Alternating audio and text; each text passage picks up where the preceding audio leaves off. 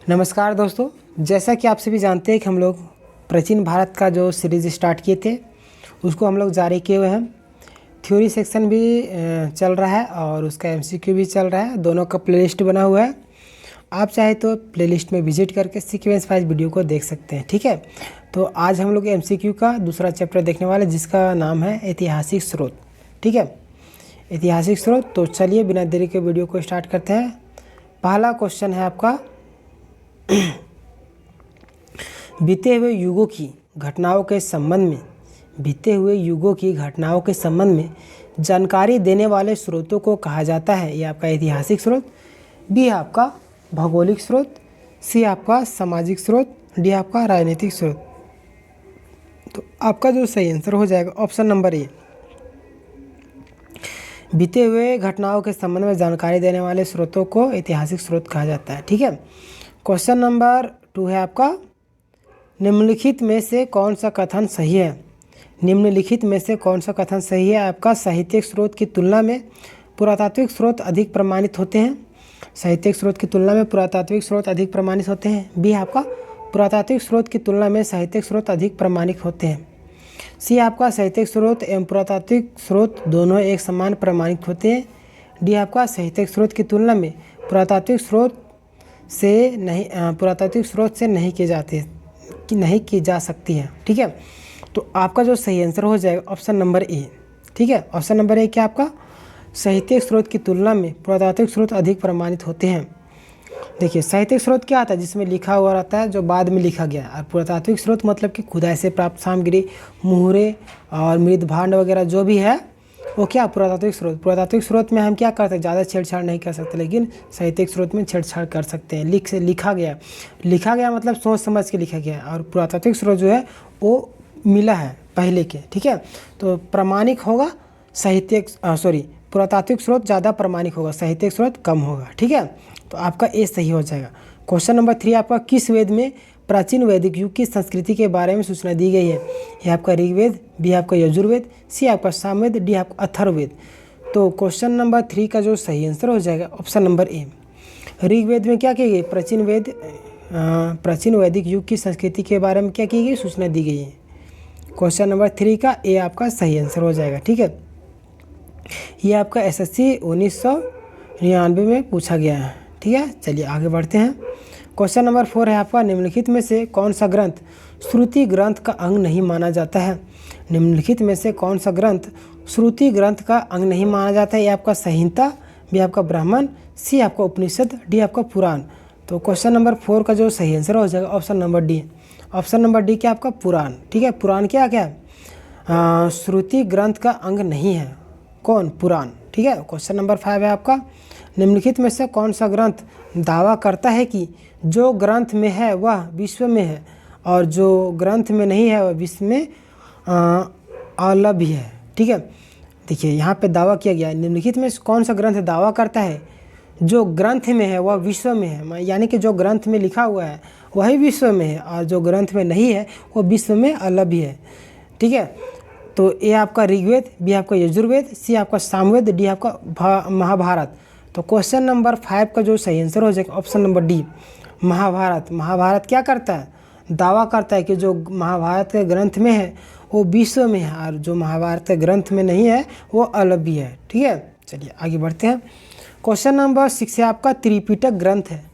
त्रिपिटक ग्रंथ है जैनों का, बी आपका बौद्धों का, सी आपका सिखों का, डी आपका हिंदुओं का। तो क्वेश्चन नंबर 6 का जो सही आंसर हो जाएगा ऑप्शन नंबर बी, त्रिपिटक। आप जानते हैं कि बौद्धों का क्या है? ये आपका धर्म ग्रंथ है। ठीक है, धर्म ग्रंथ। ये आपका एसएससी 2002, आरआरबी 2005 और आरटीएस 2012 देखिए 3 बार पूछा गया है, इसलिए क्वेश्चन रिपीटेड होता है। प्रीवियस ईयर का क्वेश्चन, इसलिए ध्यान से देखना चाहिए। ठीक है, पता नहीं कब पूछ ले। क्वेश्चन नंबर 7 है आपका, जातक किसका ग्रंथ है? जातक जो है किसका ग्रंथ है? आपका वैष्णव का, बी आपका जैन का, सी आपका बौद्ध का और डी आपका शैव का। देखिए ये आरआरबी 2003 में पूछा गया है। क्वेश्चन नंबर 7 का जो सही आंसर हो जाएगा ऑप्शन नंबर सी, बौद्ध का क्या है? आपका जातक ग्रंथ है। ठीक है, चलिए आगे बढ़ते हैं। क्वेश्चन नंबर 7 का आपका सी हो जाएगा। ठीक है, जातक किसका ग्रंथ है? बौद्ध का। क्वेश्चन नंबर 8 है आपका मिलिंद पन्हो, मतलब कि मिलिंद के प्रश्न, ठीक है। मिलिंद पन्हो राजा मिलिंद और किस बौद्ध भिक्षु के मध्य संवाद है, ठीक है। मिलिंद पन्हो राजा मिलिंद एवं किस बौद्ध भिक्षु के मध्य संवाद के रूप में है। ये आपका नागसेन, बी आपका नागार्जुन, सी आपका नागभट्ट, डी आपका कुमाररिल, ठीक है। ये आपका यूपीएससी 1997 और नेट जेआरएफ 2006 में पूछा गया क्वेश्चन है, ठीक है।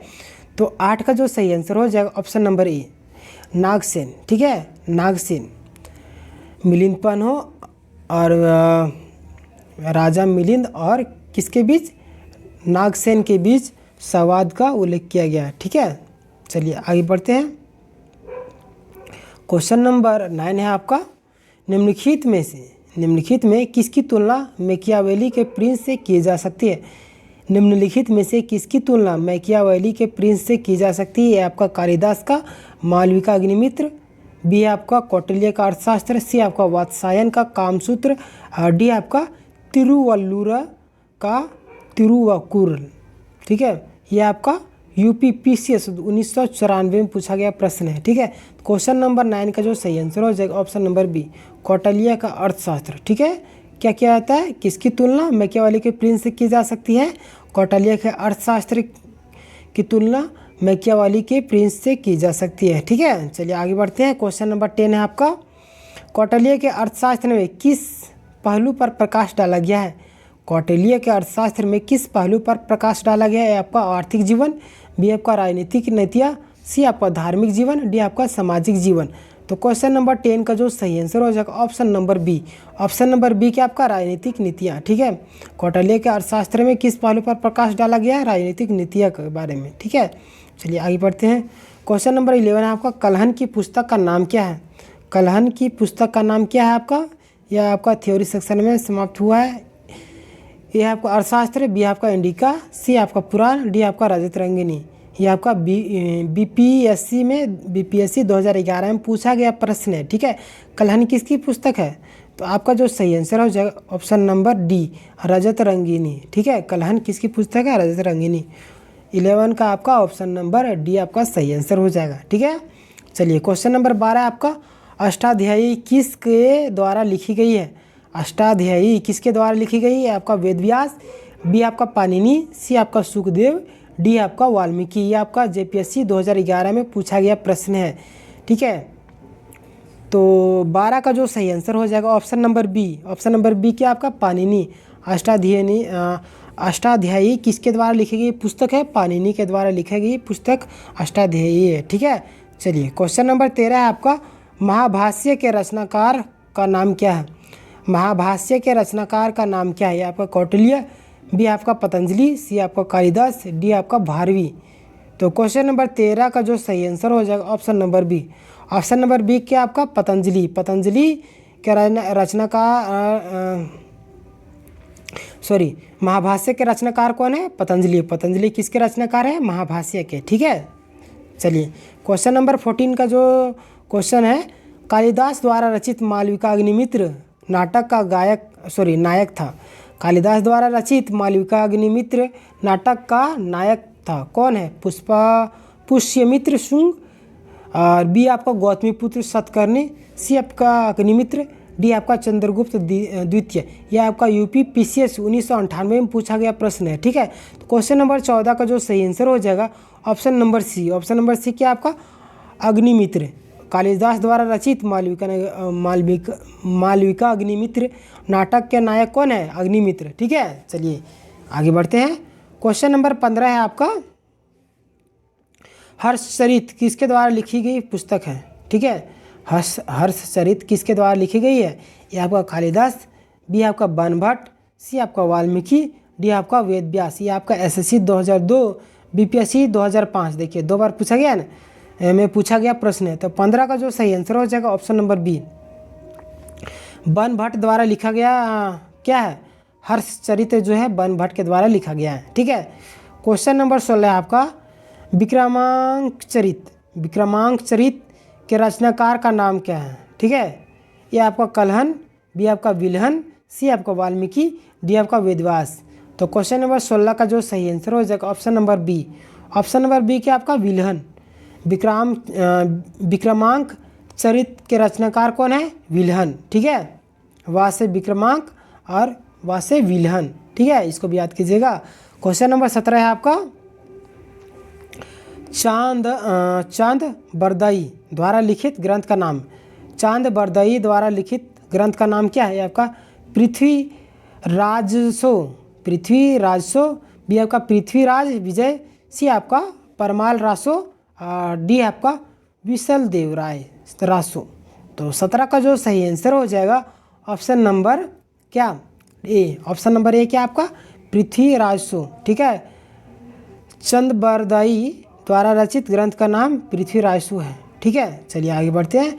क्वेश्चन नंबर 18 है आपका निम्नलिखित में से कौन सिकंदर के साथ भारत आने वाला इतिहासकार नहीं है? निम्नलिखित में से कौन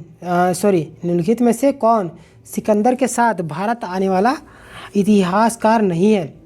ये आपका निर्याकस, बी आपका एनासीक्रीटिस, सी है आपका एरिस्टोबुलस, डी आपका हेरोडोटस। तो 18 का जो सही आंसर हो जाएगा ऑप्शन नंबर डी, हेरोडोटस। क्या है? हेरोडोटस जो है सिकंदर के साथ आने वाला इतिहासकार नहीं था। ठीक है, हेरोडोटस की पुस्तक कौन है? हिस्टोरिका। ठीक है, चलिए आगे बढ़ते हैं। क्वेश्चन नंबर 19 है आपका निम्नलिखित में से किस विदेशी यात्री ने भारत का दौरा सबसे पहले किया? निम्नलिखित में से किस विदेशी यात्री ने भारत का दौरा सबसे पहले किया? आपका मेगास्थनीज, बी आपका फाहियान, सी आपका हेनसान, डी आपका इत्सिंग। तो 19 का जो सही आंसर हो जाएगा ऑप्शन नंबर ए, मेगास्थनीज जो है भारत का दौरा सबसे पहले किया था। ठीक है, चलिए आगे बढ़ते हैं। क्वेश्चन नंबर 19 है आपका निम्नलिखित में से किस विदेशी यात्री ने भारत का दौरा सबसे पहले किया था? ये आपका मेगास्थनीज। ठीक है, 19 का ए हो जाएगा। चलिए आगे बढ़ते हैं। क्वेश्चन नंबर 20 आपका मेगास्थनीज की पुस्तक का नाम क्या है? ये आपका अर्थशास्त्र, बी आपका ऋग्वेद, सी आपका पुराण, डी आपका इंडिका। तो 20 का जो सही आंसर हो जाएगा option number D. Option number D क्या है आपका? इंडिका। इंडिका किसकी पुस्तक है? मेगास्थनीज की। ये आपका बीपीएससी 2005 में पूछा गया था। इससे पहले जो 19 है, पहला विदेशी यात्री भारत का दौरा सबसे पहले, ये आपका 2002 में एसएससी 2002 में पूछा गया प्रश्न था। ठीक है, चलिए क्वेश्चन नंबर 21 आपका जियोग्राफिया की रचना किसने की? ये आपका हेरोडोटस, बी आपका मेगास्थनीज, सी आपका स्ट्रोबो, डी आपका प्लिनी। तो 21 का जो सही आंसर हो जाएगा option number C. Option number C क्या आपका? स्ट्रेबो। ठीक है, स्ट्रेबो ने किसकी रचना की? जियोग्राफिया की रचना की थी। ठीक है, चलिए आगे बढ़ते हैं। क्वेश्चन नंबर 22 आपका प्लिनी की पुस्तक का नाम है। प्लिनी की पुस्तक का नाम है आपका हिस्ट्रीज, बी आपका नेचुरल हिस्टोरिया, सी आपका जियोग्राफिया, डी आपका जियोग्राफी। ठीक है, तो 22 का जो सही आंसर हो जाएगा option number D, option number B हो जाएगा, डी नहीं, option number B, natural historica. ठीक है, हिस्टोरिका या हिस्टोरिया, प्लिनी की पुस्तक नेचुरल हिस्टोरिया। ठीक है, क्वेश्चन नंबर 23 है आपका पेरिपल ऑफ एरिथ्रियन सी की रचना किसने की? पेरिपल ऑफ एरिथ्रियन सी की रचना किसने की? ए आपका हेरोडोटस, बी आपका मेगास्थनीज ने, सी आपका स्ट्रोबो ने, डी आपका अज्ञातनामा यूनानी लेखक ने। तो 23 का जो सही आंसर हो जाएगा ऑप्शन नंबर डी। ठीक है, अज्ञातनामा एक अज्ञात यूनानी थे जिसने क्या किया था? पेरिपल्स ऑफ एरिथ्रियन सी की रचना की। ठीक है, चलिए आगे बढ़ते हैं। क्वेश्चन नंबर 24 है आपका फाहियान कहाँ का निवासी था? फाहियान जो है कहाँ का निवासी था? ये आपका भूटान का, बी आपका अमेरिका का, सी आपका चीन का, डी आपका बर्मा का। फाहियान कहाँ का निवासी था? तो क्वेश्चन नंबर 24 का जो सही आंसर हो जाएगा option number C. Option number C क्या है आपका? चीन का यात्री था। ठीक है, फाहियान कहाँ का निवासी था? चीन का निवासी था। ये आपका आरआरबी 2004 में पूछा गया प्रश्न है। ठीक है, फाहियान कहाँ का निवासी था? चीन का निवासी था फाहियान। ठीक है, चलिए आगे बढ़ते हैं। क्वेश्चन नंबर 25 है आपका फाहियान किसके शासनकाल में भारत आया था? फाहियान जो है किसके शासनकाल में भारत आया था? ये आपका चंद्रगुप्त प्रथम, बी आपका अशोक, सी आपका हर्षवर्धन, डी आपका चंद्रगुप्त द्वितीय। ये आपका एनडीए 2003 में पूछा गया प्रश्न है, ठीक है। तो क्वेश्चन नंबर 25 का जो सही आंसर हो जाएगा option number D. Option number D क्या आपका चंद्रगुप्त द्वितीय, ठीक है। चंद्रगुप्त द्वितीय के शासनकाल में फाहियान क्या क्या था, भारत आया था। चलिए आगे बढ़ते हैं। क्वेश्चन नंबर 26 है आपका, हर्षवर्धन के समय में कौन सा चीनी यात्री भारत आया था। हर्षवर्धन के समय में कौन सा चीनी यात्री भारत आया था। ये आपका फाहियान, बी आपका इत्सिंग, सी आपका मेगास्थनीज, डी आपका ह्वेनसांग। ये आपका एसएससी 2001 और आरआरबी 2004 में पूछा गया प्रश्न है, ठीक है। ह्वेनसांग के समय में कौन सा चीनी यात्री भारत आया था। ये आपका फाहियान, इत्सिंग, मेगास्थनीज, ह्वेनसांग। तो 26 का जो सही आंसर हो जाएगा option number D. Option number D क्या आपका ह्वेनसांग, ठीक है। ह्वेनसांग क्या किया था, हर्षवर्धन के समय में भारत आया था, ठीक है। चलिए आगे बढ़ते हैं। क्वेश्चन नंबर 27 है आपका, 9वीं सदी में भारत आए अरब यात्री सुलेमान ने किस साम्राज्य को रूमा कहकर संबोधित किया। 9वीं सदी में भारत आए अरब यात्री सुलेमान ने किस साम्राज्य को रूमा कहकर संबोधित किया। 27 का आपका जो सही ए आपका पाल, बी आपका प्रतिहार, सी आपका राष्ट्रकूट और डी आपका सेन, ठीक है। तो 27 का जो सही आंसर हो जाएगा ऑप्शन नंबर ए पाल, ठीक है। 9वीं सदी में भारत आए अरब यात्री सुलेमान ने किस साम्राज्य को रूमा कहकर संबोधित किया, तो आपका आंसर बनेगा पाल को, ठीक है। चलिए आगे बढ़ते हैं। क्वेश्चन नंबर 28 है आपका, अल बेरूनी किसके शासनकाल में इतिहासकार था। अल बेरूनी जो है किसके शासनकाल में इतिहासकार था। ये आपका महमूद गजनवी, बी आपका बलबन, सी आपका अकबर, डी आपका महमूद बिन तुगलक। तो 28 का जो सही आंसर हो जाएगा option number A. Option number A क्या आपका महमूद गजनवी, ठीक है। अल बेरूनी किसके शासनकाल में इतिहासकार था। अल बेरूनी के शासनकाल में क्या क्या था, मोहम्मद गजनवी शासक था, ठीक है, इतिहासकार था। चलिए आगे बढ़ते हैं। क्वेश्चन नंबर 29 आपका, यात्री इब्न बतूता कहाँ से आया था। यात्री इब्न बतूता कहाँ से आया था। ये आपका मोरक्को, बी आपका फारस, सी आपका तुर्की, डी आपका मध्य एशिया। तो 29 का जो सही आंसर हो जाएगा option number A. Option number A क्या हुआ, मोरक्को। इब्न बतूता जो है मोरक्को से आया था, ठीक है। ये आपका आरआरबी 2002-2005 से पूछा गया प्रश्न है, ठीक है। चलिए आगे बढ़ते हैं।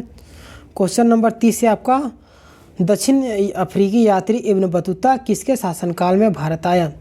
दक्षिण अफ्रीकी यात्री इब्न बतूता किसके शासनकाल में भारत आया। ए आपका हुमायूं, बी आपका अकबर, सी आपका मोहम्मद बिन तुगलक, डी आपका अलाउद्दीन खिलजी। यह आपका आरआरबी 2005 से पूछा गया प्रश्न है, ठीक है। तो 30 का जो सही आंसर हो जाएगा option number C. Option number C क्या आपका मोहम्मद बिन तुगलक, ठीक है। दक्षिण अफ्रीकी यात्री इब्न बतूता किसके शासनकाल में भारत आया था। मोहम्मद बिन तुगलक के शासनकाल में भारत आया था, ठीक है। चलिए आगे बढ़ते हैं। क्वेश्चन नंबर 31 है आपका, फारस के सुल्तान मिर्जा शाहरुख के राजदूत अब्दुल रज्जाक ने किस विजयनगर सम्राट के शासनकाल में विजयनगर की यात्रा की थी, ठीक है। फारस के सुल्तान मिर्जा शाहरुख के राजदूत अब्दुल रज्जाक ने किस विजयनगर सम्राट के शासनकाल में विजयनगर की यात्रा की थी। ये आपका देवराय प्रथम, बी आपका देवराय द्वितीय, सी आपका कृष्णदेव राय, डी आपका सदाशिव राय। तो 31 का जो सही आंसर हो जाएगा option number B. Option number B क्या आपका देवराय द्वितीय, ठीक है। फारस के सुल्तान मिर्जा शाहरुख के राजदूत अब्दुल रज्जाक ने किस विजयनगर सम्राट के शासनकाल में विजयनगर की यात्रा की थी, देवराय द्वितीय, ठीक है। चलिए आगे बढ़ते हैं। क्वेश्चन नंबर 32 आपका, भारतीय पुरातत्व सर्वेक्षण की स्थापना कब हुई थी, ठीक है। भारतीय पुरातत्व सर्वेक्षण की स्थापना कब हुई थी। ए आपका 1784, बी आपका 1800, सी आपका 1857, डी आपका 1861 ईस्वी में। तो 32 का जो सही आंसर हो जाएगा option number D. Option number D क्या आपका 1861 ईस्वी में, ठीक है। भारतीय पुरातत्व सर्वेक्षण की स्थापना 1861 ईस्वी में स्थापना की थी, ठीक है। क्वेश्चन नंबर 33 है आपका, भारतीय पुरातत्व का जनक किसे कहा जाता है। भारतीय पुरातत्व का जनक किसे कहा जाता है। ये आपका अलेक्जेंडर कनिंघम, बी आपका जेम्स प्रिंसेप, सी आपका जॉन मार्शल और डी आपका मार्टिन व्हीलर। तो 33 का जो सही आंसर हो जाएगा ऑप्शन नंबर क्या ए। ऑप्शन नंबर ए क्या, अलेक्जेंडर कनिंघम को भारतीय पुरातत्व का जनक माना जाता है। ठीक है, ये मोस्ट इम्पोर्टेंट क्वेश्चन है, आपका MP PSC 2017 में पूछा गया प्रश्न है। ठीक है, चलिए आगे बढ़ते हैं। क्वेश्चन नंबर 34 से आपका निम्नलिखित विद्वानों ने हड़प्पा सभ्यता का सर्वप्रथम खोजकर्ता कौन था। निम्नलिखित विद्वानों से हड़प्पा सभ्यता के खोजकर्ता कौन थे प्रथम। ठीक है, आपका सर जॉन मार्शल, बी आपका RD बनर्जी, सी आपका A कनिंघम, डी आपका दयाराम साहनी। तो 34 का जो सही आंसर हो जाएगा option number D, Dayaram Sahni को हड़प्पा सभ्यता के खोजकर्ता के रूप में जाना जाता है। ये आपका SSC 1999 में पूछा गया प्रश्न है। ठीक है, चलिए आगे बढ़ते हैं। क्वेश्चन नंबर 35 से आपका हड़प्पा सभ्यता की खोज किस वर्ष हुई थी। ये आपका 1901, बी आपका 1921, बी आपका 1935, सी आपका 1942। ये आपका SSC 2004 में पूछा गया प्रश्न है। तो 35 का जो सही आंसर हो जाएगा ऑप्शन नंबर बी, 1921 ईस्वी में हड़प्पा सभ्यता की खोज हुई थी। ठीक है, चलिए आगे बढ़ते हैं। क्वेश्चन नंबर 36 है आपका सिंधु घाटी सभ्यता के खोज निकालने के लिए सिंधु घाटी सभ्यता के खोज निकालने में जिन दो भारतीयों का नाम जुड़ा है हुए हैं। ठीक है, सिंधु घाटी सभ्यता को खोज निकालने में जिन दो भारतीयों का नाम जुड़ा है वे हैं, ये आपका दयाराम साहनी एवं राखालदास बनर्जी, बी है आपका जॉन मार्शल एवं ईश्वरी दया प्रसाद, सी आपका आशीर्वादीलाल एवं रंगनाथ राव, डी आपका माघो स्वरूप एवं VV राव। ये आपका CGPCS 2003 में पूछा गया प्रश्न है। तो 36 का जो सही आंसर हो जाएगा ऑप्शन नंबर ए, सिंधु घाटी सभ्यता की खोज निकालने में दो भारतीय का नाम जुड़ा है। ये आपका दयाराम साहनी और दूसरा आपका राखालदास बनर्जी, RD बनर्जी। ठीक है, चलिए आगे बढ़ते हैं। क्वेश्चन नंबर 37 है आपका हड़प्पा एवं मोहनजोदड़ो के पुरातात्विक खुदाई के प्रभारी थे। हड़प्पा एवं मोहनजोदड़ो के पुरातात्विक खुदाई के प्रभारी थे कौन। ए आपका लॉर्ड मैकाले, बी आपका सर जॉन मार्शल, सी आपका लॉर्ड क्लाइव, डी आपका कर्नल टॉड। ठीक है, ये आपका RTS 1998 में पूछा गया प्रश्न है। तो 37 का जो सही आंसर हो जाएगा option number B. Option number B क्या, सर जॉन मार्शल। हड़प्पा एवं मोहनजोदड़ो के पुरातात्विक खुदाई के प्रभारी थे सर जॉन मार्शल। ठीक है, चलिए आगे बढ़ते हैं। क्वेश्चन नंबर 38 है आपका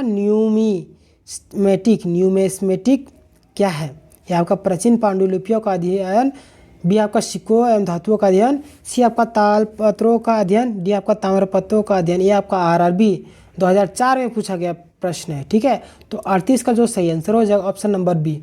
ऑप्शन नंबर बी क्या है आपका सिक्कों एवं धातुओं का अध्ययन। ठीक है, ये आपका न्यूमिस्मेटिक्स है। ठीक है, चलिए आगे बढ़ते हैं।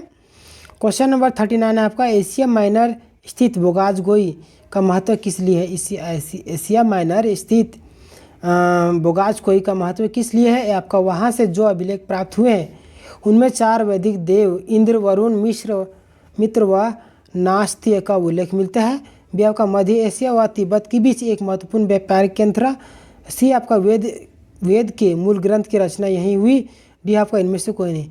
तो 39 का जो सही आंसर हो जाएगा option number A. Option number A क्या आपका, यहाँ से अभिलेख प्राप्त हुए जो इनमें से 4 वैदिक देवताओं इंद्र, वरुण, मित्र व नास्त्य का उल्लेख मिलता है। ठीक है, जिसके कारण महत्व है। यह आपका BPSC 1994 नेट JRF 2012 में पूछा गया प्रश्न है। ठीक है, चलिए आगे बढ़ते हैं। क्वेश्चन नंबर 40 है आपका अशोक के अभिलेखों को पढ़ने वाला प्रथम अंग्रेज कौन था। ये आपका जॉन टावर, बी आपका हैरी स्मिथ, सी आपका चार्ल्स मेटकाफ और डी आपका जेम्स प्रिंसेप। ये आपका CGPSC 2003, BPSC 2008, SSC 2012। देखिए 3 बार पूछा गया ये क्वेश्चन। ठीक है, तो 40 का जो सही आंसर हो जाएगा option number D, James Prinsep को माना जाता है। ठीक है, अशोक के अभिलेख को पढ़ने वाला प्रथम अंग्रेज अधिकारी कौन थे, जेम्स प्रिंसेप। ठीक है, चलिए आगे बढ़ते हैं। क्वेश्चन नंबर 41 है आपका अशोक के अधिकांश अभिलेख किस भाषा में लिखी हुई है। ये आपका प्राकृत व ब्राह्मी, बी आपका संस्कृत व ब्राह्मी, डी आपका सी आपका पाली व ब्राह्मी और डी आपका हिंदी व ब्राह्मी। 41 का जो सही आंसर हो जाएगा ऑप्शन नंबर ए, क्या है आपका प्राकृत व ब्राह्मी में लिखी हुई है अशोक के अधिकांश अभिलेख। ठीक है, चलिए आगे बढ़ते हैं। क्वेश्चन नंबर 42 है आपका 42। कहाँ से अशोक के द्विभाषी ग्रीक एवं अरमाइक अभिलेख प्राप्त हुए हैं? कहाँ से अशोक के द्विभाषी अभिलेख प्राप्त हुए हैं? ये आपका सेरेकुना गंधार से, बी आपका मनसेहरा, सी आपका कलसी, डी आपका कलिंग। ठीक है, कहाँ से अशोक के द्विभाषी अभिलेख प्राप्त हुए? द्विभाषी कौन कौन सी भाषा? ग्रीक और अरमाई के। ठीक है, तो 42 का जो सही आंसर हो जाएगा option number A. Option number A क्या आपका? सेरेकुना। ठीक है, ये आपका कहाँ पे? कंधार में है। ठीक है, चलिए आगे बढ़ते हैं। क्वेश्चन नंबर 43 आपका अशोक के मनसेरा एवं शाहबाजगढ़ी से प्राप्त शिलालेखों में किस लिपि का प्रयोग किया गया? अशोक के मनसेहरा एवं शाहबाजगढ़ी से प्राप्त शिलालेख में किस लिपि का प्रयोग किया गया? ए आपका खरोष्टी, बी आपका संस्कृत, सी आपका तमिल, डी आपका यूनानी। ये आपका CGPCS 2012 में पूछा गया प्रश्न है। ठीक है, तो 43 का जो सही आंसर हो जाएगा ऑप्शन नंबर ए, खरोष्टी। ठीक है, अशोक के मनसेहरा एवं शाहबाजगढ़ी से प्राप्त शिलालेखों में किस लिपि का प्रयोग किया गया? खरोष्टी का। ठीक है, चलिए आगे बढ़ते हैं। क्वेश्चन नंबर 44 है आपका प्राचीन भारत में कौन सी एक लिपि दाईं ओर से बाईं ओर लिखी जाती थी?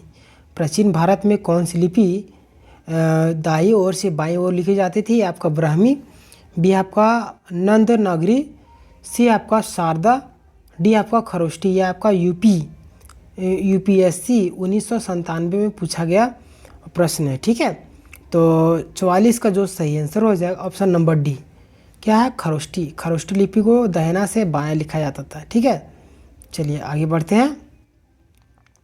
क्वेश्चन नंबर 45 हेरोडोटस का बेसनगर अभिलेख संदर्भित है। हेलियोडोरस का बेसनगर अभिलेख संदर्भित है। यह आपका संघर्षण एवं वासुदेव से, भी आपका संकर्षण तथा प्रदुनियत से, और सी आपका संकर्षण प्रदुन तथा वासुदेव से, डी आपका केवल वासुदेव से। यह आपका UPPCS 1999 में पूछा गया प्रश्न है। तो 45 का जो सही आंसर हो जाएगा option number D. Option number D क्या है आपका? केवल वासुदेव से। ठीक है, हेलियोडोरस का बेसनगर अभिलेख संदर्भित किससे? केवल वासुदेव से। चलिए आगे बढ़ते हैं। क्वेश्चन नंबर 46 है आपका निम्नलिखित में से कौन सा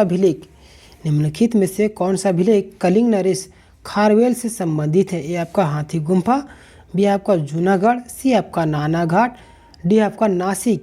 तो 46 का जो सही आंसर हो जाएगा option number A. Option number A क्या आपका? हाथी गुम्फा। ठीक है, हाथी गुम्फा अभिलेख किससे? कलिंग नरेश खारवेल से संबंधित है। ठीक है, चलिए आगे बढ़ते हैं।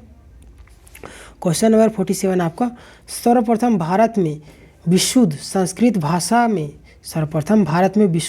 भाषा में लंबा अभिलेख किस राजा द्वारा जारी किया गया? यह आपका यवन राजा मीनांडर द्वारा, बी आपका शक छत्रप रुद्रदामन द्वारा, सी आपका पार्थव राजा गौंदोफर्निस द्वारा, डी आपका कुषाण राजा कनिष्क द्वारा। तो 47 का जो सही आंसर हो जाएगा क्या? बी क्या है आपका? शक छत्रप रुद्रदामन द्वारा। ठीक है, सर्वप्रथम भारत में विशुद्ध संस्कृत भाषा में लंबा अभिलेख किस राजा द्वारा जारी किया गया था? शक छत्रप रुद्रदामन द्वारा। ठीक है, चलिए आगे बढ़ते हैं। क्वेश्चन नंबर 48 है आपका काव्य शैली का प्राचीनतम नमूना किसके अभिलेख में मिलता है? काव्य शैली का प्राचीनतम नमूना किसके अभिलेख में मिलता है? आपका रुद्रदामन, बी आपका अशोक में, सी आपका राजेंद्र प्रथम के, डी आपका इनमें से कोई नहीं। आपका UPPCS 1997 में पूछा गया प्रश्न है। ठीक है, 48 का जो सही आंसर हो जाएगा option number A. Option number A क्या आपका? रुद्रदामन। ठीक है, रुद्रदामन के काव्य शैली का प्राचीनतम नमूना रुद्रदामन के अभिलेख में मिलता है। ठीक है, चलिए आगे बढ़ते हैं। क्वेश्चन नंबर 49 है आपका, निम्नलिखित में से किस अभिलेख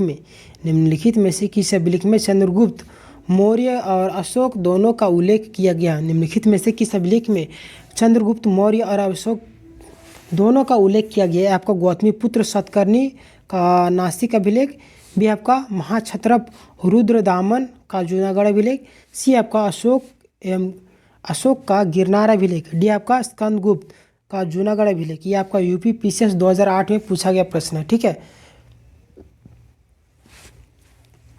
49 का जो सही आंसर हो जाएगा ऑप्शन नंबर बी, महाक्षत्रप रुद्रदामन का जूनागढ़ अभिलेख, ठीक है। चंद्रगुप्त मौर्य अशोक का अभिलेख दोनों का किया गया है। किसमें? निम्नलिखित में से किस अभिलेख में चंद्रगुप्त मौर्य और अशोक दोनों का उल्लेख किया गया? महाक्षत्रप रुद्रदामन का जूनागढ़ अभिलेख में, ठीक है। चलिए आगे बढ़ते हैं। क्वेश्चन नंबर 50 है आपका, समुद्रगुप्त की सैनिक उपलब्धियों का वर्णन उसके किस अभिलेख में उपलब्ध है? समुद्रगुप्त की सैनिक उपलब्धियों का वर्णन उसके किस अभिलेख में उपलब्ध है? ये आपका एरन के, बी आपका गया के, सी आपका नालंदा के, डी आपका प्रयाग के। ये आपका यूपी पीसीएस 2012 बीपीएससी 2008 में पूछा गया प्रश्न है, ठीक है। तो 50 का जो सही आंसर हो जाएगा option number D. Option number D क्या है आपका? प्रयाग के, ठीक है। समुद्रगुप्त के सैनिक उपलब्धियों का वर्णन किस अभिलेख में उपलब्ध है? प्रयाग अभिलेख में, ठीक है। चलिए आगे बढ़ते हैं। क्वेश्चन नंबर 51 है आपका, प्रयाग प्रशस्ति अभिलेख का लेखक हरिसेन किस शासक का दरबारी था? देखिए यहाँ से क्वेश्चन में ही आंसर दिया गया है, आंसर में क्वेश्चन बन सकता है। प्रयाग प्रशस्ति अभिलेख के लेखक कौन है? तो हरिसेन, ठीक है। तो यहाँ पे क्वेश्चन पूछ रहा है, प्रयाग प्रशस्ति अभिलेख का लेखक हरिसेन किस शासक का दरबारी कवि था? ये आपका समुद्रगुप्त, बी आपका अशोक, सी आपका कनिष्क, डी आपका चंद्रगुप्त द्वितीय। तो 51 का जो सही आंसर हो जाएगा option number A. Option number A क्या है आपका? समुद्रगुप्त, ठीक है। प्रयाग प्रशस्ति अभिलेख का लेखक हरिसेन किस शासक का दरबारी कवि था? समुद्रगुप्त का क्या था? शासक दरबारी कवि था, ठीक है। चलिए आगे बढ़ते हैं। 52 आपका मेहरौली, ठीक है। मेहरौली कहाँ पे? दिल्ली में। मेहरौली स्थित लौह स्तंभ का निर्माण किस सदी में हुआ? मेहरौली स्थित लौह स्तंभ का निर्माण किस सदी में हुआ? ए आपका द्वितीय सदी में, बी आपका तृतीय सदी में, सी आपका चतुर्थ सदी में, डी आपका सप्तम सदी में। तो 52 का जो सही आंसर हो जाएगा option number C. Option number C क्या है आपका? चतुर्थ सदी में। चतुर्थ सदी में क्या हुआ? मेहरौली स्थित लौह स्तंभ का निर्माण हुआ था, ठीक है। ये आपका एनडीए 1998 में पूछा गया प्रश्न है। क्वेश्चन नंबर 53 है आपका, दिल्ली के मेहरौली के कुव्वत उल इस्लाम मस्जिद के प्रांगण में स्थित प्रसिद्ध लौह स्तंभ किसकी स्मृति में है? ठीक है। ये आपका अशोक, बी आपका चंद्र, और सी आपका हर्ष, डी आपका अनगनपाल। ये आपका यूपी पीसीएस 2002 में पूछा गया प्रश्न है। 53 का जो सही आंसर हो जाएगा option number B. Option number B क्या आपका? चंद्र, ठीक है। दिल्ली के मेहरौली के कुव्वत उल इस्लाम मस्जिद के प्रांगण में स्थित प्रसिद्ध लौह स्तंभ किसकी स्मृति में है? चंद्र की स्मृति में, ठीक है। चलिए आगे बढ़ते हैं। क्वेश्चन नंबर 54 है आपका, सती प्रथा का पहला पुरातात्विक उल्लेख कहाँ मिलता है? सती प्रथा का पहला पुरातात्विक उल्लेख कहाँ मिलता है? ये आपका भीतरगांव लेख में, बी आपका बिलसड़ स्तंभ लेख में, सी आपका एरन अभिलेख में, डी आपका भीतरी स्तंभ लेख में। तो 54 का जो सही आंसर हो जाएगा option number C. Option number C क्या आपका? एरन अभिलेख में, ठीक है। सती प्रथा का पहला पुरातात्विक उल्लेख कहाँ मिलता है? एरन अभिलेख में, ठीक है। चलिए आगे बढ़ते हैं। क्वेश्चन नंबर 55, एरन अभिलेख का संबंध किस शासक से है? एरन अभिलेख का संबंध किस शासक से है? आपका ब्रह्मगुप्त, बी आपका चंद्रगुप्त प्रथम, सी आपका चंद्रगुप्त द्वितीय, और डी आपका भानुगुप्त। ये आपका आरआरबी 2005 से पूछा गया प्रश्न है, ठीक है। एरन अभिलेख का संबंध किस शासक से है? तो 55 का जो सही आंसर हो जाएगा ऑप्शन नंबर डी, भानुगुप्त, ठीक है। एरन अभिलेख भानुगुप्त शासक से संबंधित है, ठीक है। क्वेश्चन नंबर 56 है आपका, एहोल प्रशस्ति का रचयिता रवि कीर्ति किस चालुक्य शासक का दरबारी कवि था? ठीक है, ऐहोल प्रशस्ति का रचयिता रवि कीर्ति किस चालुक्य शासक का दरबारी कवि था? ठीक है, ये आपका पुलकेशिन प्रथम, बी आपका पुलकेशिन द्वितीय, सी आपका विक्रमादित्य प्रथम, डी आपका विक्रमादित्य द्वितीय। ठीक है, तो 56 का जो सही आंसर हो जाएगा option number B. Option number B क्या आपका पुलकेशिन द्वितीय। ठीक है, पुलकेशिन द्वितीय। ठीक है, ऐहोल प्रशस्ति का रचयिता रवि कीर्ति किस चालुक्य शासक का दरबारी कवि था? पुलकेशिन द्वितीय का। ठीक है, चलिए आगे बढ़ते हैं। क्वेश्चन नंबर 57 है आपका, हर्ष एवं पुलकेशिन द्वितीय के मध्य हुए संघर्ष की जानकारी कहाँ मिलती है? हर्ष एवं पुलकेशिन द्वितीय के मध्य हुए संघर्ष की जानकारी कहाँ मिलती है? ए आपका ऐहोल अभिलेख में, बी आपका बसंत खेड़ा अभिलेख में, सी आपका हाथी गुफा अभिलेख में, डी आपका हेनसांग के वर्णन में। तो 57 का जो सही आंसर हो जाएगा option number A. Option number A क्या है आपका? ऐहोल अभिलेख में। ठीक है, हर्ष एवं पुलकेशिन द्वितीय के मध्य हुए संघर्ष की जानकारी कहाँ मिलती है? ऐहोल अभिलेख में जानकारी मिलती है। ठीक है, क्वेश्चन नंबर 58 है आपका, कवि कालिदास के नाम का उल्लेख किस लेख में हुआ है? कवि कालिदास के नाम का उल्लेख किस लेख में हुआ है? ये आपका इलाहाबाद स्तंभ लेख में, बी आपका ऐहोल के उत्कीर्ण लेख में, सी आपका अलापडू दान लेख में, डी आपका हनुम कोंडा उत्कीर्ण लेख में।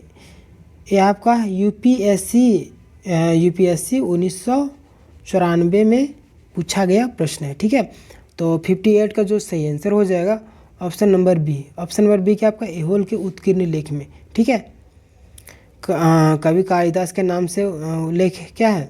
कवि कालिदास के नाम पर उल्लेख किस लेख में है? कवि कालिदास के नाम का उल्लेख किस लेख में हुआ? ऐहोल के उत्कीर्ण लेख में। ठीक है, चलिए क्वेश्चन नंबर 59 है आपका, अभिलेखों को ऐतिहासिक प्रकथन के साथ प्रारंभ करने की परंपरा का सूत्रपात किसने किया? यह आपका परांतक प्रथम, बी आपका राजांतक प्रथम, सी आपका राजेंद्र प्रथम, डी आपका इनमें से कोई नहीं। तो 59 का जो सही आंसर हो जाएगा option number B. Option number B क्या आपका? राजा प्रथम। ठीक है, अभिलेखों को ऐतिहासिक प्रकथन के साथ प्रारंभ करने का परंपरा का सूत्रपात किसने किया? राजा प्रथम ने। ठीक है, चलिए आगे बढ़ते हैं। क्वेश्चन नंबर 60 है आपका, कहाँ से प्राप्त अभिलेख में महाभाषा की कार्य प्रणाली के विषय में विस्तृत जानकारी मिलती है? कहाँ से प्राप्त अभिलेख में महाभाषा की कार्य प्रणाली के विषय में विस्तृत जानकारी मिलती है? ये आपका उत्तर मेरू, बी आपका तंजौर, सी आपका मणिमंगलम, डी आपका इनमें से कोई नहीं। तो 60 का जो सही आंसर हो जाएगा option number A. Option number A क्या आपका? उत्तर मेरूर। ठीक है, कहाँ से प्राप्त अभिलेख में महाभाषा के कार्य प्रणाली के विषय में विस्तृत जानकारी मिलती है? उत्तर मेरूर की। ठीक है, चलिए आगे बढ़ते हैं। क्वेश्चन नंबर 61 है आपका, भारत में सिक्कों का प्रचलन कब प्रारंभ हुआ? भारत में सिक्कों का प्रचलन कब प्रारंभ हुआ? यह आपका 600 ईसा पूर्व में, बी आपका 300 ईसा पूर्व में, सी आपका कनिष्क के शासनकाल में, डी आपका हर्षवर्धन के शासनकाल में। ठीक है, तो 61 का जो सही आंसर हो जाएगा option number A. Option number A क्या आपका? 600 ईसा पूर्व में। ठीक है, भारत में सिक्कों का प्रचलन कब प्रारंभ हुआ? 600 ईसा पूर्व में। ठीक है, चलिए आगे बढ़ते हैं। क्वेश्चन नंबर 62 है आपका, भारत में प्राचीनतम मुद्रा माना जाता है। भारत में प्राचीनतम मुद्रा माना जाता है आपका आहत सिक्का, बी आपका इंडो बैक्ट्रियन सिक्के, सी आपका सिथियन सिक्के, डी आपका पार्थियन सिक्के। तो 62 का जो सही आंसर हो जाएगा ऑप्शन नंबर ए, आहत सिक्के। ठीक है, आहत सिक्के को क्या किया जाता है? प्राचीनतम मुद्रा माना जाता है। चलिए आगे बढ़ते हैं। क्वेश्चन नंबर 63 आपका, भारत में सर्वप्रथम मुद्राएं किसने चलाई? भारत में सर्वप्रथम स्वर्ण मुद्राएं किसने चलाई? ये आपका कुषाण, बी आपका इंडो बैक्ट्रियन, सी आपका शक, डी आपका गुप्त। ये आपका एसएससी 2001-2002 में पूछा गया प्रश्न है। भारत में सर्वप्रथम स्वर्ण मुद्राएं किसने चलाई? तो 63 का सही आंसर हो जाएगा option number B, Indo Bactrian, ठीक है। इंडो बैक्ट्रियन जो है भारत में सर्वप्रथम स्वर्ण मुद्राएं चलाई थी, ठीक है। चलिए आगे बढ़ते हैं। क्वेश्चन नंबर 64 है आपका, निम्नलिखित में से किसने सोने के सर्वाधिक शुद्ध सिक्के चलाए? आपका कुषाण, बी आपका इंडो बैक्ट्रियन, सी आपका शक, डी आपका गुप्त। तो 64 का जो सही आंसर हो जाएगा ऑप्शन नंबर ए, कुषाण, ठीक है। कुषाण हो जाएगा आपका। किसने सोने के सर्वाधिक शुद्ध सिक्के चलाए थे? कुषाण ने, ठीक है। चलिए आगे बढ़ते हैं। क्वेश्चन नंबर 65 है आपका, सातवाहनों के समय में मुद्रा सर्वाधिक किस धातु के बने होते हैं? ए आपका शीशा, बी आपका प्लेटिन, सी आपका तांबा, डी आपका स्वर्ण। तो 65 का जो सही आंसर हो जाएगा option number A. Option number A क्या आपका? शीशा का, ठीक है। सातवाहनों के समय में मुद्रा सर्वाधिक किस धातु के बने होते थे? शीशा का। चलिए आगे बढ़ते हैं। क्वेश्चन नंबर 66 है आपका, निम्नलिखित में से किसने बड़े पैमाने पर स्वर्ण मुद्राएं चलाई थी? आपका ग्रीक वासियों ने, बी आपका मौर्यों ने, सी आपका कुषाण शासकों ने, डी आपका शुंगों ने। आपका आरआरबी 2006 में पूछा गया प्रश्न है, ठीक है। तो 66 का जो सही आंसर हो जाएगा option number C. Option number C क्या आपका? कुषाण शासकों ने बड़े पैमाने पर स्वर्ण मुद्राएं चलाई थी, ठीक है। चलिए आगे बढ़ते हैं।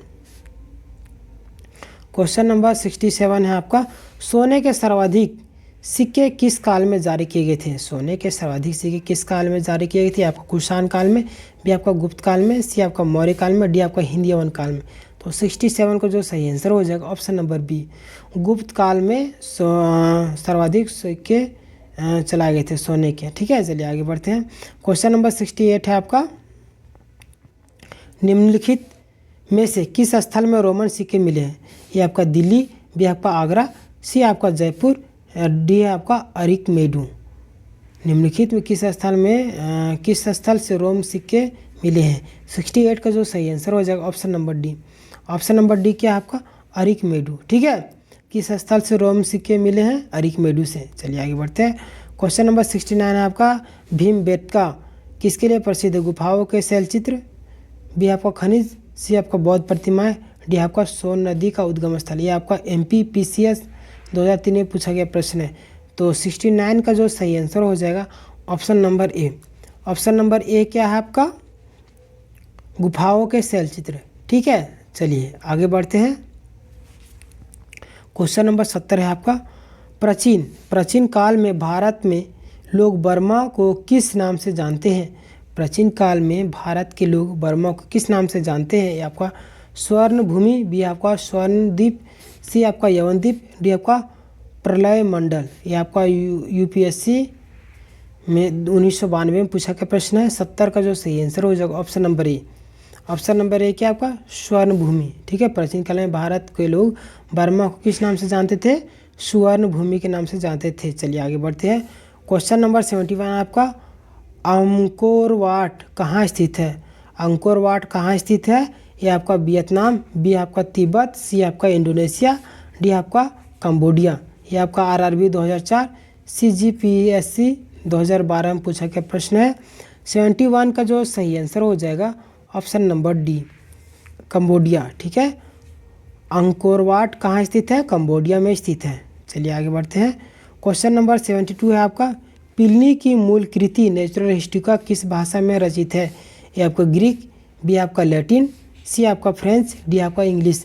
ये आपका नेट JRF 2005 से पूछा गया प्रश्न है। क्वेश्चन नंबर 72 का आपका सही आंसर हो जाएगा option number B. Option number B क्या आपका? लैटिन, ठीक है। प्लिनी के मूल प्रकृति नेचुरल हिस्ट्री किस भाषा में लिखी हुई है? लैटिन भाषा में, ठीक है। चलिए आगे बढ़ते हैं। क्वेश्चन नंबर 73 आपका, चचनामा सिंध का इतिहास है और मूल रूप में किस भाषा में लिखा गया है? आपका फारसी, बी आपका हिब्रू, सी आपका अरबी, डी आपका संस्कृत। ये आपका नेट JRF 2011 में पूछा गया प्रश्न है। तो 73 का जो सही आंसर हो जाएगा ऑप्शन नंबर सी, क्या आपका? अरबी। चचनामा सिंध का इतिहास मूल रूप में किस भाषा में लिखा गया है? अरबी भाषा में लिखा हुआ है, ठीक है। चलिए आगे बढ़ते हैं। क्वेश्चन नंबर 74 आपका, भारत के संस्कृति के इतिहास के संदर्भ में इतिवृत्तों, राजवंशीय इतिहासों तथा वीर गाथाओं को कंठस्थ करना निम्नलिखित में से किसका व्यवसाय था? यह आपका श्रमण, बी आपका परिव्राजक, सी आपका अग्रहारिक, डी आपका मगध। यह आपका UPSC 2016 में पूछा गया प्रश्न है, ठीक है। तो 74 का जो सही आंसर हो जाएगा ऑप्शन नंबर डी, मगध, ठीक है। भारत के सांस्कृतिक इतिहास के संदर्भ में इतिवृत्तों, राजवंशीय इतिहासों तथा वीर गाथाओं को कंठस्थ करना किसका व्यवसाय था? मगध का। चलिए आगे बढ़ते हैं। क्वेश्चन नंबर 75 आपका, चीनी यात्री सुंग यून ने भारत यात्रा की थी कब? 518 से 522 ईस्वी, बी आपका 525 से 529 ईस्वी, सी आपका 545 से 552 ईस्वी, डी आपका 592 से 597 ईस्वी। आपका बीपीएससी 2017 में पूछा गया प्रश्न था, ठीक है। तो 75 का जो सही आंसर हो जाएगा option number A. Option number A क्या आपका? 518 से 522 ईस्वी में चीनी यात्री सुंग यून ने भारत की यात्रा की थी, ठीक है। क्वेश्चन नंबर 76 है आपका, महाभारत युद्ध के लिए 3101 ईसा पूर्व लिखी तिथि का उल्लेख निम्नलिखित में से किस अभिलेख में हुआ है? महाभारत युद्ध के लिए 3101 ईसा पूर्व तिथि का उल्लेख निम्नलिखित में से किस अभिलेख में हुआ है? ये आपका पुलकेशिन द्वितीय का एहोल अभिलेख, बी आपका रुद्र दमन का जूनागढ़ अभिलेख, सी आपका 226 ईस्वी का नंसा अभिलेख, सी आपका 238 ईस्वी का बड़वा अभिलेख। ये आपका नेट JRF 2015 में पूछा गया प्रश्न है। तो 76 का जो सही आंसर हो जाएगा option number A. Option number A क्या आपका? पुलकेशिन द्वितीय का एहोल अभिलेख। महाभारत युद्ध के लिए 3101 ईसा पूर्व तिथि का उल्लेख किया गया है, किसमें? पुलकेशिन द्वितीय का एहोल अभिलेख में, ठीक है। चलिए क्वेश्चन नंबर 77 है आपका, राबातक अभिलेख संबंधित है आपका अशोक से, बी आपका रुद्रदामन से, सी आपका कनिष्क से, डी आपका समुद्रगुप्त से। तो 77 का जो सही आंसर हो जाएगा ऑप्शन नंबर सी, क्या आपका? कनिष्क से, ठीक है। राबातक अभिलेख संबंधित है किससे? कनिष्क से। चलिए आगे बढ़ते हैं। क्वेश्चन नंबर 78 है आपका, भारतवर्ष के लिए इंडिया शब्द का प्रयोग सर्वप्रथम किसने किया? ये आपका हेरोडोटस, बी आपका मेगास्थनीज, सी आपका स्ट्रैबो, डी आपका एरियन। ये आपका UPPCS 2017 में पूछा गया प्रश्न। 78 का जो सही आंसर हो जाएगा option number A. Option number A क्या आपका? हेरोडोटस, ठीक है। भारतवर्ष के लिए इंडिया शब्द का प्रयोग हेरोडोटस ने ही किया था। चलिए आगे बढ़ते हैं। क्वेश्चन नंबर 79 है आपका, किसने ब्राह्मी एवं खरोष्टी लिपियों को उद्वाचित किया? ये आपका पीदसी, बी आपका कोलविन मैकियाजी, सी आपका अलेक्जेंडर कनिंघम, डी आपका जेम्स प्रिंसेप। ये आपका CDS 2018 में पूछा गया प्रश्न है। 79 का जो सही आंसर हो जाएगा option number D. Option number D क्या है आपका? जेम्स प्रिंसेप, ठीक है। चलिए आगे बढ़ते हैं। क्वेश्चन नंबर 18 है आपका, निम्नलिखित में से प्राचीन भारत के कौन सी लिपि दाहिने से बाईं ओर लिखी जाती थी? आपका ब्राह्मी, बी आपका शारदा, सी आपका खरोष्टी, डी आपका नंदनगरी। ये आपका इनमें से कोई नहीं है, इनमें से एक से अधिक। ये आपका BPSC 2019 में पूछा गया प्रश्न। तो 80 का जो सही आंसर हो जाएगा ऑप्शन नंबर सी, क्या आपका? खरोष्टी, ठीक है। चलिए आगे बढ़ते हैं। क्वेश्चन नंबर 80 ये आपका समाप्त हो चुका है। यहाँ तक आपका था MCQ, ठीक है, ऐतिहासिक स्रोत। मिलेंगे नेक्स्ट वीडियो में, तब तक के लिए धन्यवाद। अगर वीडियो अच्छी लगी तो वीडियो को लाइक, चैनल को सब्सक्राइब कर ले और कमेंट सेक्शन में अपनी राय ज़रूर दे कि वीडियो कैसी लगी। इसी तरीके से प्रत्येक दिन प्रत्येक चैप्टर का वीडियो अपलोड होते जाएगा, उसका MCQ प्लस थ्योरी, ठीक है। चलिए मिलते हैं नेक्स्ट वीडियो में, तब तक के लिए धन्यवाद।